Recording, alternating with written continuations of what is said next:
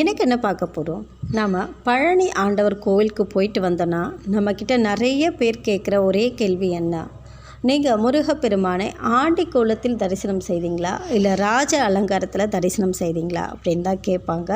நீங்கள் ஆண்டி கோலத்தில் தரிசனம் செய்வதை விட ராஜ அலங்காரத்தில் தரிசனம் செய்கிறது தான் ரொம்பவே நல்லது அப்படின்னும் சொல்லுவாங்க. என்னை பொறுத்த வரைக்கும் அதெல்லாம் எதுவுமே கிடையாதுங்க. நீங்கள் ராஜ அலங்காரமோ ஆண்டி கோலமோ எதுவாக இருந்தாலும் உங்கள் மனசில் தூய்மையான எண்ணத்தோடவும் உண்மையான பக்தியோடவும் நீங்கள் முருகப்பெருமானை எந்த கோலத்தில் வழிபட்டாலுமே உங்களை நிச்சயமாக முருகப்பெருமான் நல்ல விதமாக தான் வைத்திருப்பார்.